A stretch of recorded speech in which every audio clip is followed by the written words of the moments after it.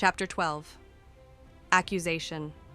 I introduced Tyrion to the children in the tower. I explained to him that they were each one of Robert's bastards. He caught on rather quickly as to their purpose. He was surprised I knew that Robert would have been so promiscuous after marrying his sister. But I knew that Robert would have been broken after the loss of Lyanna and would drown himself in booze and whores. I could have led them to the Tower of Joy. I could have showed them the truth of the situation. I probably could have convinced Rhaegar to end the rebellion by orchestrating his father's death and compensating the Starks for the deaths of Ned's father and brother. But if I had done that, I wouldn't have had a weaker king on the throne. Instead, I put all of my efforts into manipulating events I was familiar with. And so I found myself standing beside Tyrion as Varys opened the door to his chambers. Varys smiled, the expression genuine, though I could see why those cautious of him would find it to be mirthless. Varys had mastered the art of Fiux's emotions, and they could sometimes seem disingenuous. He bowed as he opened the door fully and waved an arm to invite us in. "Lord and Lady Auradam," Varys said smoothly, "it is an honor to have you in my home." "Lady and Lord," Tyrion corrected Varys. "My lady wife is the head of our house." "Forgive me, my lord," Varys smoothly apologized. "I thought a traditional greeting would be more appreciated." "I am not so egotistical to need it," Tyrion assured him as we entered. "It's fine, Tyrion," I assured him with a smile. Lord Varys was only trying to be polite. I stepped up to Varys and allowed him to take each of my hands in his. "It's been too long since we've seen each other, my lord.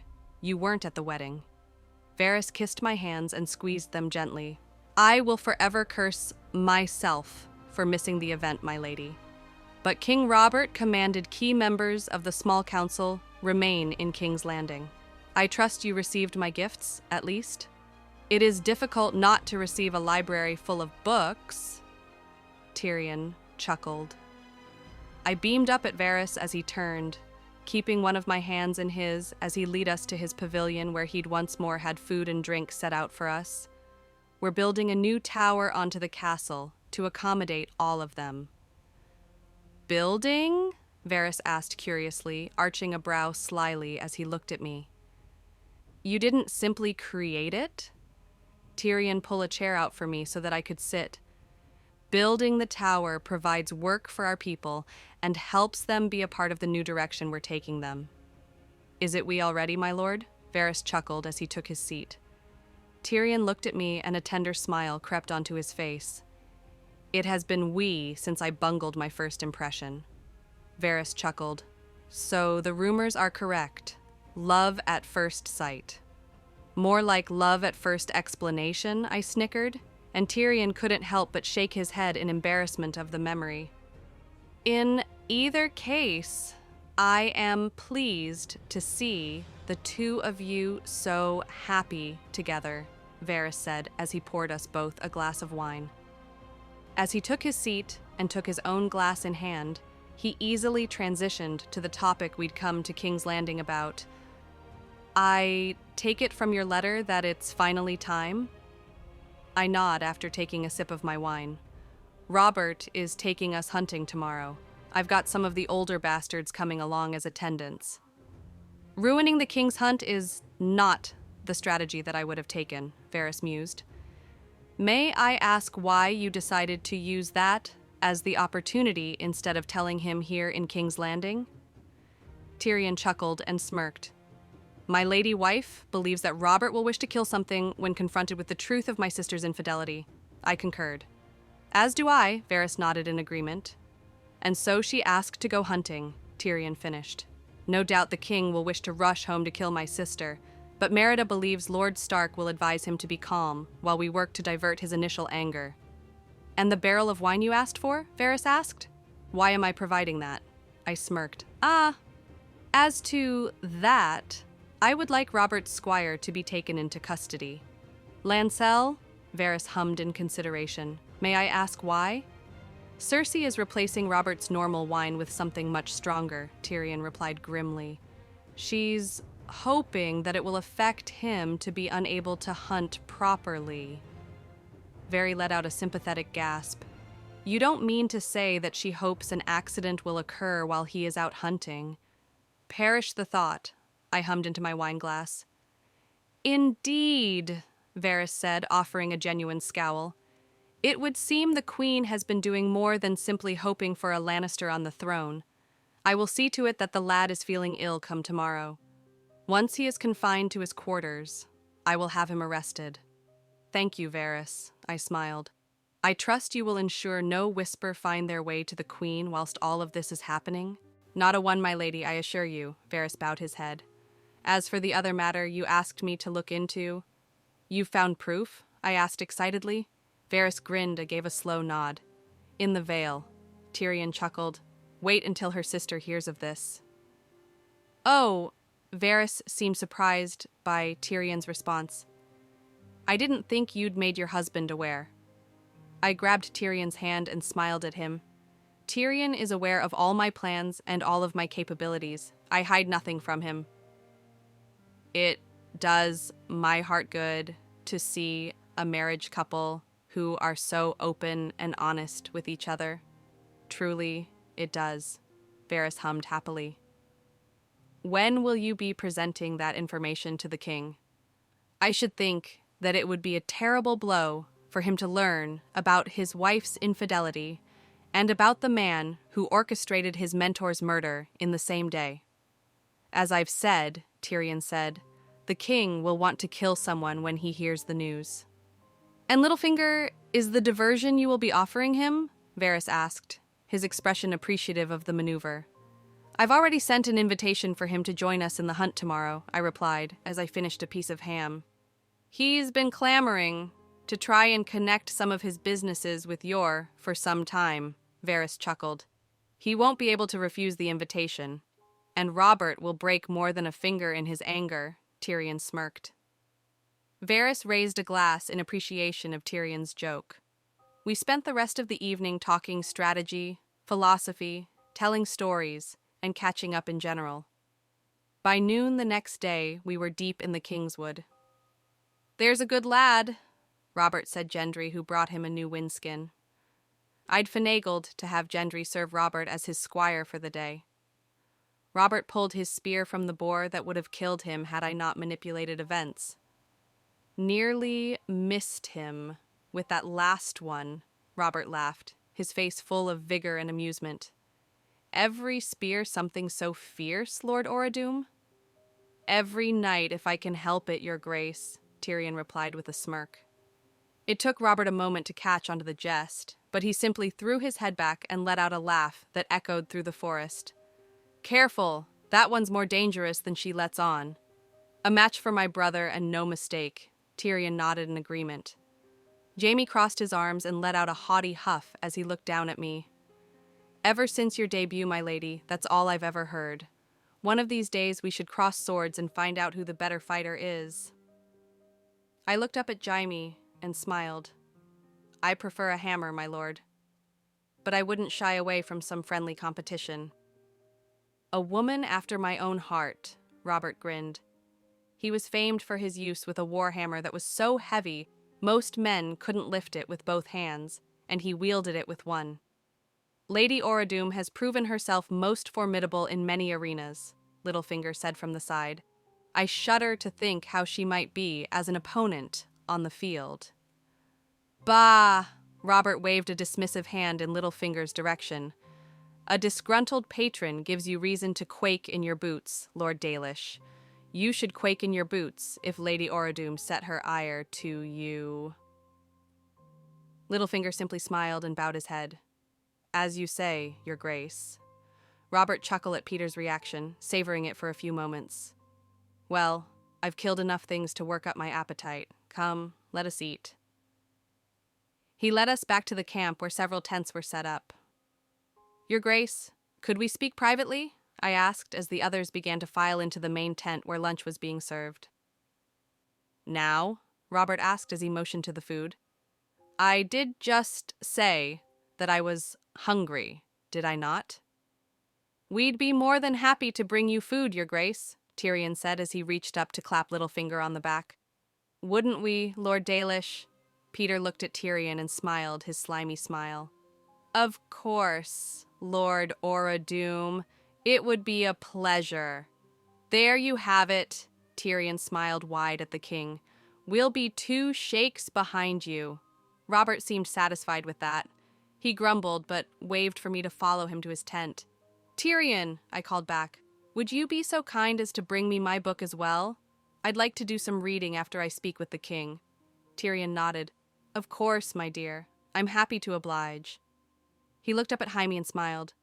Brother, why not walk with me? It's been some time since we were able to chat. I'm afraid I must remain with the king, Jaime sighed. I must protect... Oh, please, Robert spat. There are 2 people in this world I trust not to stab me in the back, Kingslayer. Lord Stark is already eating, and I'm going into my tent with the other. Go with your brother. You see, brother? Tyrion asked. My lady wife won't be killing the king anytime soon. Come, allow me to regale you with tales of our island. Tamed yourself a lion, you have, Robert chuckled as we entered his tent. He took a seat in a large charge with thick padding, which groaned beneath his weight. Any animal can be tamed with the right treatment and the correct diet, I smiled as I sat down in one of the chairs he'd brought for Tyrion and I. Robert was such a good friend that he made sure we didn't need to climb to use furniture. It seems you've been feeding him a great deal of fish, Robert smirked as he relaxed.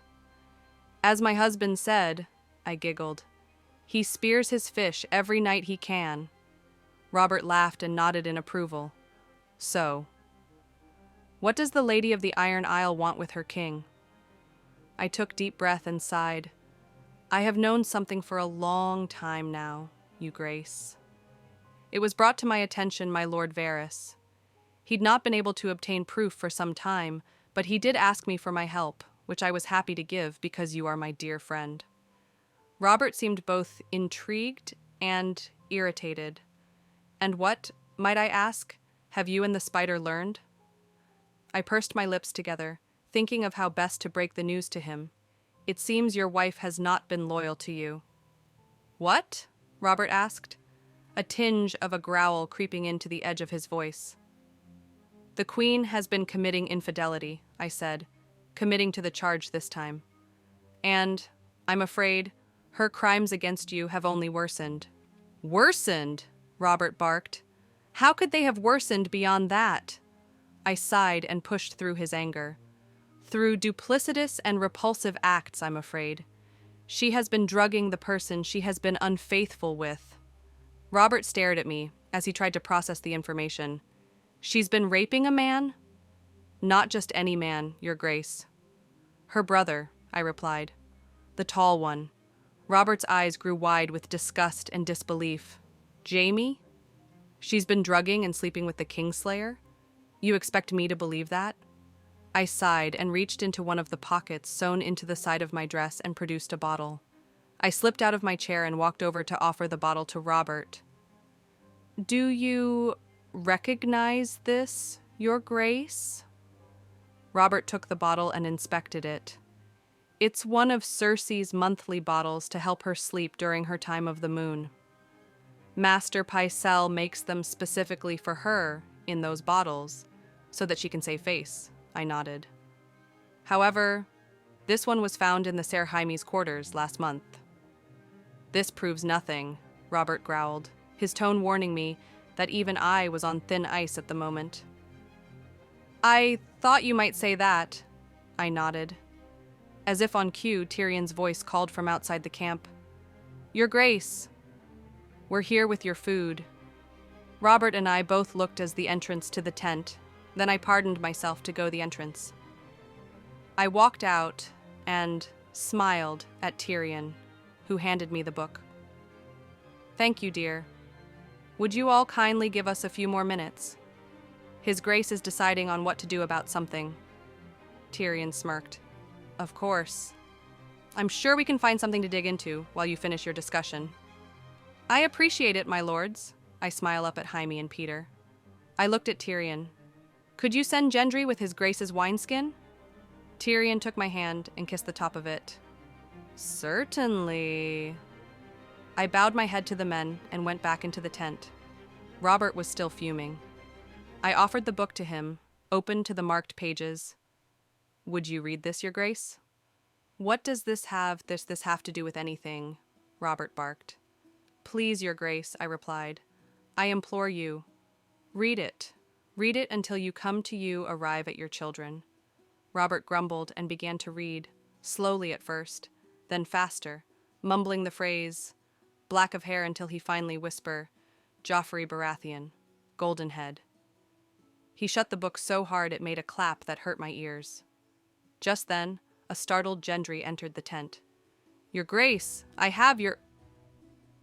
Fetch the hand, right now, Robert roared. Gendry bowed and ran, not even bothering to acknowledge the command. A minute later, and Ned entered the tent. Your Grace, you sent for me? Ned asked. Tell him exactly what you told me, Robert snarled. I caught Ned up with everything I'd told Robert. Ned insisted on reading the book as well. When he was finished, he looked at Robert. Your Grace. She's going to die, Ned, Robert growled. Robert, please, I said in a soothing manner. You must at least give her a trial. What? Robert asked in disbelief, as if one of his friends had just betrayed him. She's right, Robert, Ned said with a resigned sigh. The crown is in substantial debt to her father. Simply executing her could start another rebellion. He wouldn't dare, Robert countered. Not when I have both his sons and his... You do not have both his sons, I quickly interrupted Robert, crossing my arms and glaring up at him. My husband has nothing to do with this, and Tywin doesn't care one whit about him. You know that. Robert seemed flustered for a moment, looking like he wanted to argue the point. Well, I have the Kingslayer and his bastard grandchildren. You have his son and his daughter, Ned refuted. If the children truly are the product of such a joining, Tywin Lannister will have nothing to do with them. And if Cersei has done what Lady Oradum claims, he'll have naught to do with her either. Then what options do I have? Robert slammed his fist on the arm of his chair. She cannot get away with this. A trial is the only way through this, I say to hammer the idea home. But you should be prepared for her to ask for a trial by combat. With the evidence we have against her, she'll be found guilty easily enough. If she asks for trial by combat, she'll want her brother to fight in her name, Ned shook his head. She won't be able to, I replied. Sir Jaime is among the victims of her crimes, and is also sworn to defend the king. He cannot actively fight in a trial by combat, which would put into question the king's word. The mountain, then, Ned said quickly. Robert thumped his fist on the chair again. If only I weren't so... Fat? I smirked. Robert glared at me like he wanted to kill me for just a moment before nodding and letting out the smallest huff of amusement. Out of shape. That's what I said, I smirked up at him. I know a number of fighters who could stand up to Gregor. I will put a list together for you, Your Grace. Send word that we're breaking camp, Robert commanded. We return to the city tonight. Actually, Your Grace, I sighed, there's one thing more you both need to know. What? Robert sighed. Have I not swallowed enough shit today? It concerns Lord Aaron's death, I said quickly, knowing that mentioning their mentor and longtime friend would grab both men's attention. Ned stared at me. What about Jon? Robert's anger quickly dissolved as he leaned in. What about his death? Lord Aaron's death is what helped bring the Queen's infidelity to life, I replied, and fished out a scroll from the bodice of my dress and offered it to Robert. I looked up at Ned. You'll want to sit down, Lord Hand. Ned looked at me nervously. Why? He took a seat as Robert read the scroll. 7 hells, Robert whispered in horror. He looked at me, tears welling in his eyes. This is true? I nodded empathetically. I'm afraid so. One of Lord Varys' little birds found it. When he was able to confirm certain details, he sent word to me because he has been trusting me with living proof for nearly 20 years now. Ned dropped the scroll and covered his mouth. This cannot be. It is, I assured them. It was found in her bedchamber, among other correspondence. This one is simply proof of the dead. There are others that show that it was planned. That woman helped Littlefinger murder John Aaron so that he could take John's place. Robert snarled so hard I could feel the vibrations of his voice through the ground. Just then, Peter poked his head into the tent, his fake, placating smile plastered over his face. "Your Grace, Lord Tyrion said you wished to speak to me." Robert was out of his chair and across the tent before I could blink. He roared with fury, outrage, and sorrow. He grabbed Littlefinger by the neck and slammed him to the ground. Peter was too shocked by the sudden violence to put up any sort of fight, as Robert straddled him and began to pound his massive fists into Peter's face. Ned cried out for Robert to wait, but there was nothing to be done. Robert beat Peter well past his death, beat him until his skull cracked and his brains were a spattered pudding soaking into the earth. All of camp had rushed to see what the commotion was. The gathered lords, knights, retainers, and servants simply watched as the demon of the trident, Lord Robert Baratheon's rage, was unleashed for the first time in nearly 20 years. It shook them to their core, and I was in awe of the sheer power the man could bring to bear, even in his current physical state. Once Robert's rage was sated for the moment, he stood, his fists swollen, body covered in Peter's blood. He looked around and shouted, "Pull stakes!" We returned to the city. "Now!"